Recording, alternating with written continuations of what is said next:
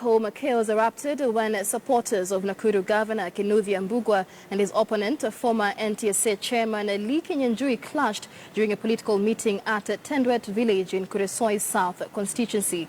It all started when one of the representatives of Lee Kinyanjui stood to address the rally and accused Governor Mbugua of having done no development in the area during his term. It is then that agitated supporters of the governor walked to the podium and attacked Mr. Kaplach, where the two groups began fighting.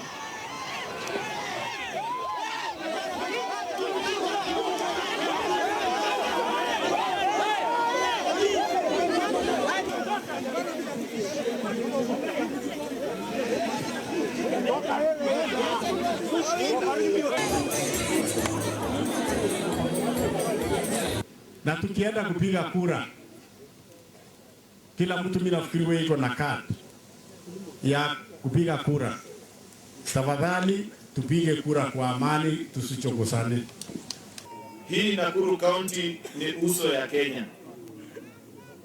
Tabaka zote 43 za nchi ya Kenya zinapatikana katika kaunti hii yenu. Na ndiposa sisi huwa tunawategemea sana muwe mfano mzuri wa Kenya.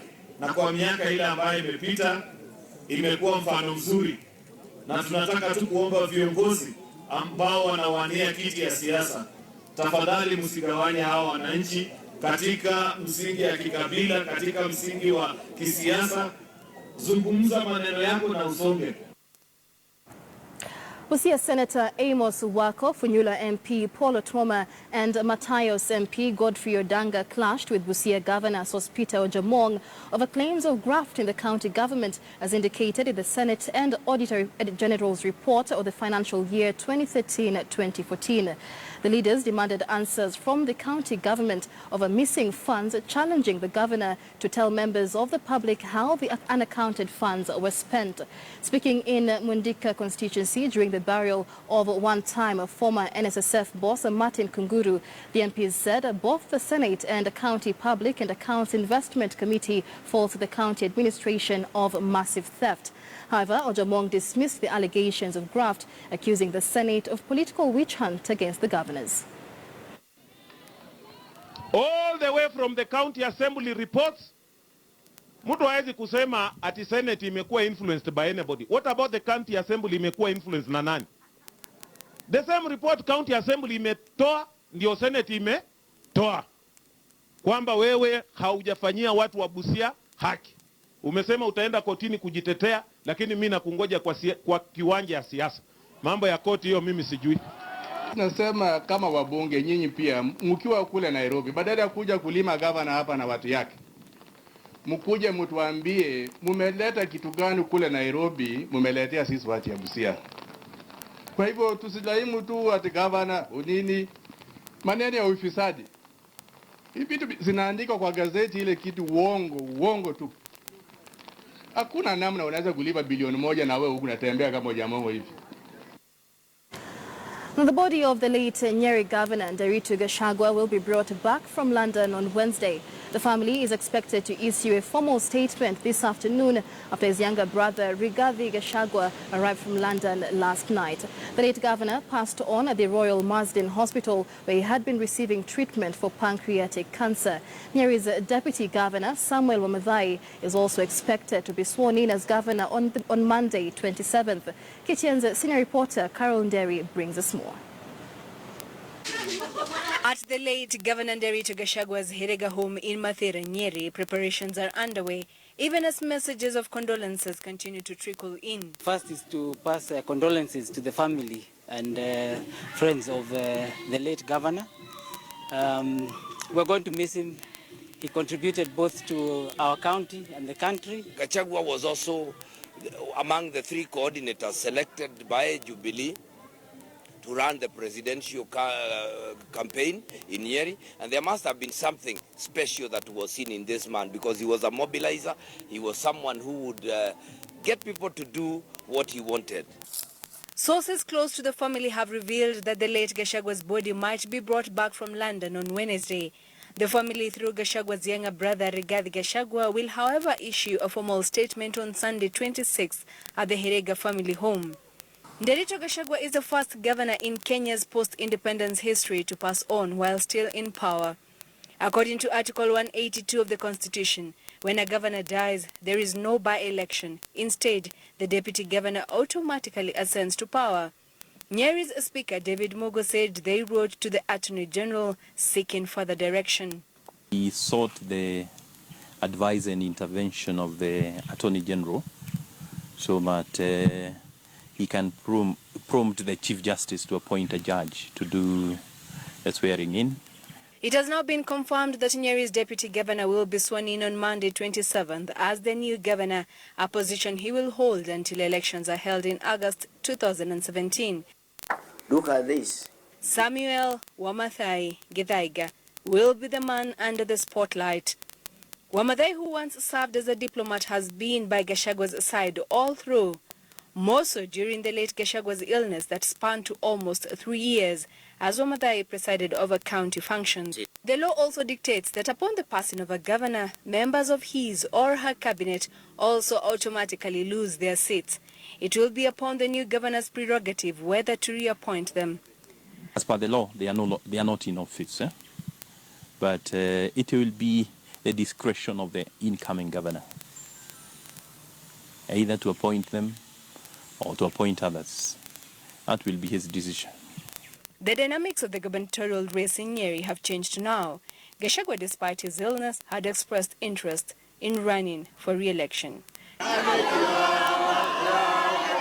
Now, sources close to the family say that in all likelihood the body of the late Nderitu Gachagua might be brought back from London to Kenya on Wednesday, though the family, through his younger brother Rigathi Gachagua, will offer a formal statement tomorrow at their Herega home in Mathera. Carol Nderi, KTN News, Nyeri County. Well, let's got more information from Carol Nderi, who joins us by way of phone from Nyeri. Carol, good afternoon to you.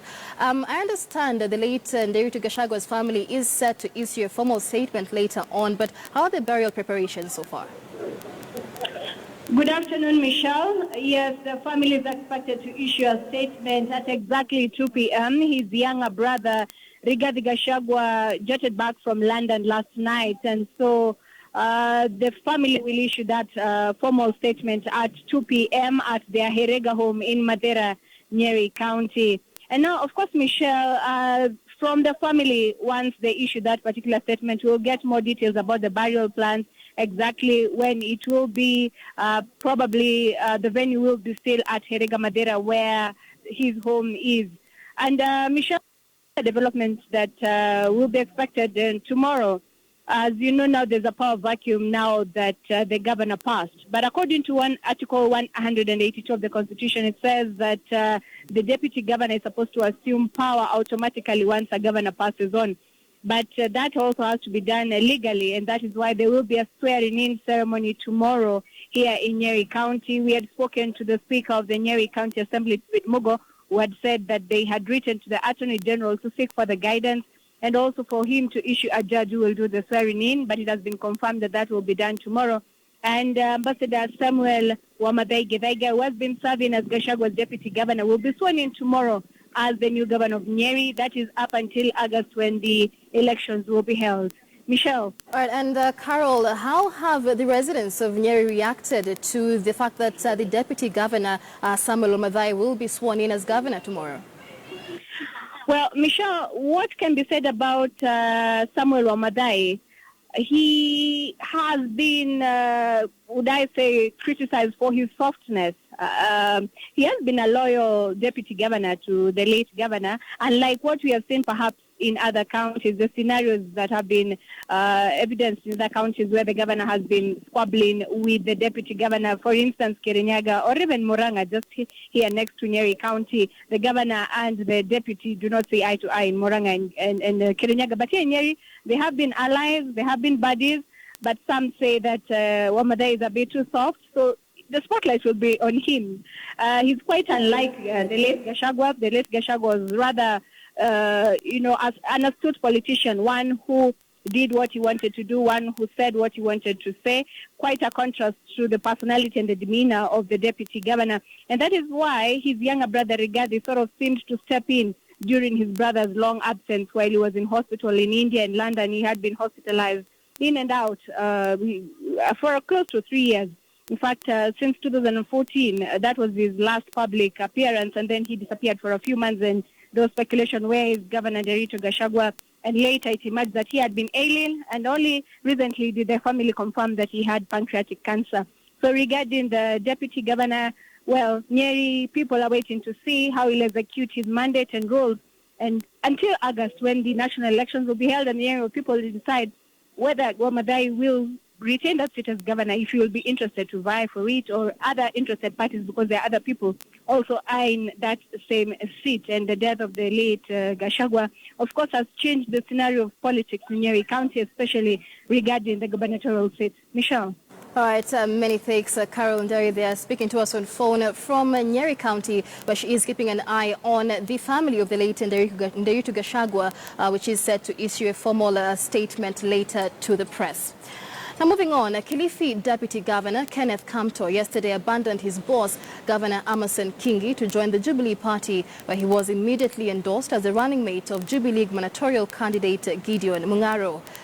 The public rally at Dr. Kraft Brown's in Rabai, Kilifi County, also witnessed the defection from ODM of two key members of the party, Isurutini Ward MCA Anthony Kenya Mupe and Mr. Ken Nyale, who has been endorsed by ODM leader Raila Odinga recently as the party's candidate for the Senate seat.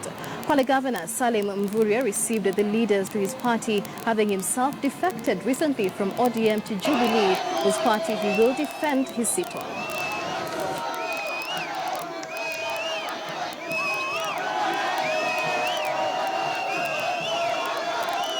Gideon Maita Mung'aro amekubali kuwa naibu wake awe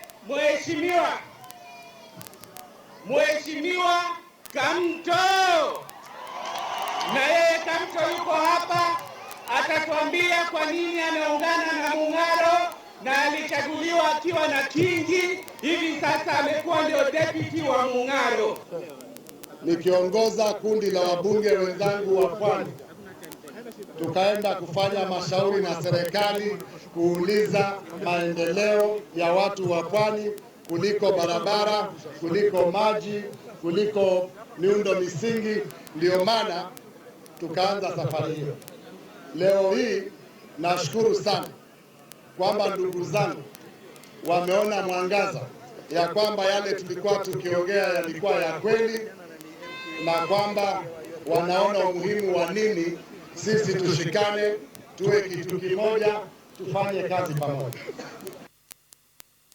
All right, and for more information, let's speak live to Francis Mtalaki, who joins us live from Kilifi. Mtalaki, many thanks for joining us. So the Coast region has historically been known as an opposition stronghold, but now we're seeing a lot of defections to Jubilee. How has this been received in the region?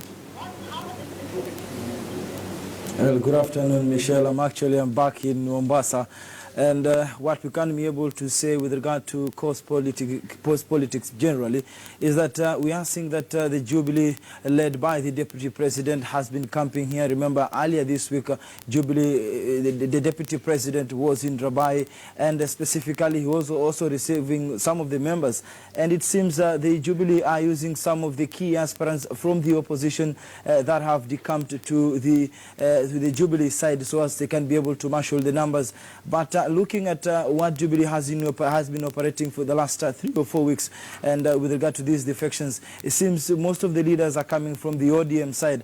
And given that yesterday we also saw that Gideon Mung'aro announced that Kenneth Kamto will be his running mate, so the race for the governorship for the Kilifi County now seems to be changing, given that the deputy governor has been working with Governor Amason Kingi for close to 4 years now, and so he could be bringing a number of votes from the opposition to the Jubilee side, as political pundits would say. But this mainly will depend on how the the opposition generally has been operating and the Kilifi County government has been doing in the last 4 years. But more importantly, to what Gideon Mung'aro, the Kilifi North Member of Parliament, spoke about yesterday, he spoke about a number of issues, saying that there's so many cases of corruption at the county level that has made the county not to dwell more in much of development, as per him,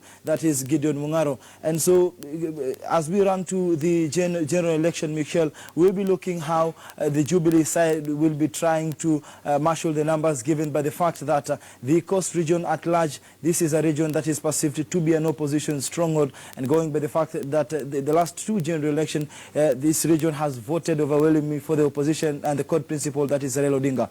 Michelle. All right, many thanks, Francis Mtalaki there, speaking to us live from Mombasa, of course, giving more information on the defections in the Coast region. Mtalaki, just before I let you go, the emerging situation here is that of Mr. Ken Nyale, who had previously been endorsed by Raila Odinga as the party's candidate for the Senate seat. He too has now decamped to Jubilee. How is that likely to affect the arrangements there? This is a critical one. It seems to be a make or break relationship between the aspirant for the Senate seat and the court principle, the ODM principle, that is Raila Odinga. But going to the facts that what we had been able to witness yesterday, where also the Kwale governor, who is Salim Vuria, was also there, who's received those leaders. According to the Jubilee side, they are trying to marshal the numbers and trying to see that what kind of leaders or aspirants, for that matter, will be going for the ballot. But also this, looking at the politics of the Coast region at large, it always depends whom maybe they were going to feel as a candidate. But more importantly, this region seems to be an opposition stronghold, and so maybe we'll wait and see how the politics of Kilifi County will pan out, and how these leaders will be able to sell their ideas to the common mwananchi at Kilifi County. And so from our side, this is a wait-and-see situation on how the Kilifi County and politics for the coast region at large will be going to pan out as we head to the party primaries. Then who will be vying for which position, and who will be left out in terms of the flag bearers. And so after April now, maybe the rest now could be clear as to how things may be pan out in the August polls, Michelle. Thanks, Francis Mtalaki there live for us from Mombasa. You are watching a Weekend at 1. We take a short break now. We'll be back with sports and so much more.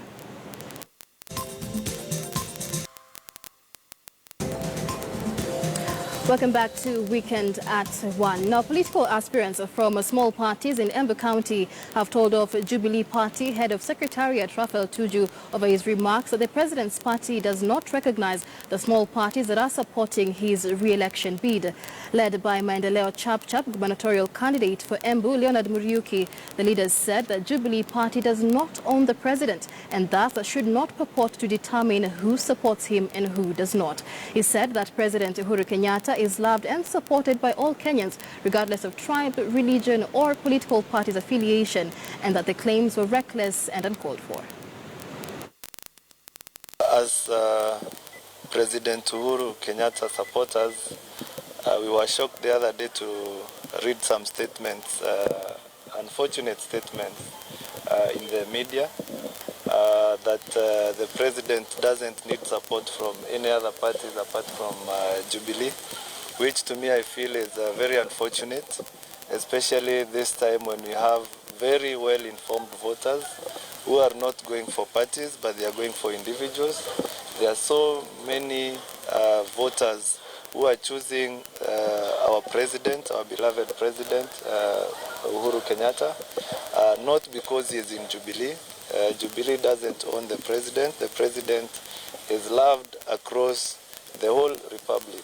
Now, the minute you negate that original principle, ya kusema mumefanya chama because it will this big party, and you have killed the small ones, then you begin to recognize other emerging small ones that refused to join you.